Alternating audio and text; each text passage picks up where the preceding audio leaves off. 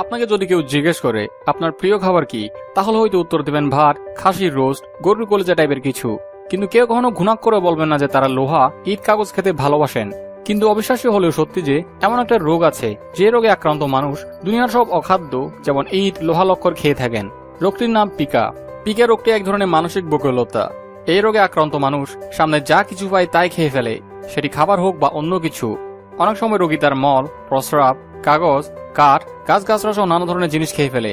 এমন অনেক মানুষ আছে যারা অবস্থিতে ভুগে থাকে এবং সামনে যা কিছু পায় তাই খেয়ে ফেলে। এই প্রবণতা আবার এই রোগ থেকে আলাদা, কারণ তারা পেটের দায়ে খায়। আর এই রোগে আক্রান্ত মানুষ পেটে খাবার থাকুক আর নাই থাকুক তারা অখাদ্য খাবেই। তাই এই রোগকে চিহ্নিত করা খুবই কঠিন। এমন একজন রোগী ছিলেন মাইকেল লোটিটো। লোটিটো সাধারণত ধাতব জিনিসপত্র খেয়ে থাকতেন, কিন্তু ছোটখাটো ধাতব বস্তু নয়। একবার একটা আস্ত বিমান খেয়ে ফেলেন তিনি, হজমও করে ফেলেন।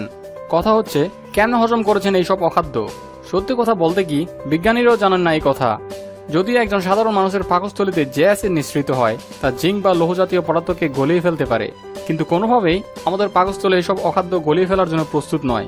কিন্তু লোটিটো কোনো সমস্যা ছাড়াই যতদিন ইনি বেঁচে ছিলেন ততদিনই খেয়ে গেছেন বিভিন্ন টাইপের ধাতু। অল্প বয়সে পিকা রোগ দেখা দেয় লোটিটোর। এই রোগের জন্যই তার শরীরে তৈরি হয় ধাতব খিদে।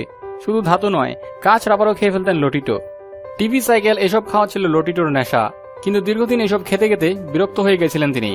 তাই নিজেকে একটা দারুণ ট্রিট দিয়েছিলেন তিনি। 2 বছর ধরে একটা আস্ত এরোপ্লেন খেয়ে ফেলেন তিনি। আরেক পিকা রোগী ভারতের পাকিরাপ্পা হুনাগুন্ডি। 40 বয়সী হুনাগুন্ডি মোরগ পলায়ের চেয়ে মাটি তৈরি ইট খেতে বেশি পছন্দ করেন। অবশ্য তার পছন্দের খাদ্য তালিকায় আরও আছে পাথর ও মাটি।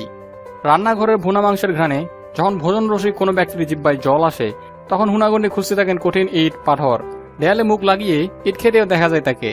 হুনাগুন্ডির সংসারে অভাব থাকলেও খেয়ে পরে কোনো মতে চলে যায় তাদের। স্ত্রী, সন্তান আছে দিব্যি, কিন্তু কারো কথা শোনেন না হুনাগুন্ডি। ক্ষুধা পেলেই দাঁত দিয়ে কামড়ে ইট খাওয়া শুরু করেন তিনি। কিন্তু পেটের পীড়া বা যে কোনো ধরনের রোগ তার শরীরে অনুভূত হয় না। তবে কথা হচ্ছে সব পিকা রোগীরই হজম শক্তি শক্তিশালী হয় না। অনেকেই এইসব অখাদ্য খেতে খেতে মৃত্যুকে ডেকে আনেন। তাই কিছু পিকা রোগী লোহা লক্কর খেয়ে হজম করতে পারলেও ভুলে আপনি সেই চেষ্টা করতে যাবেন না।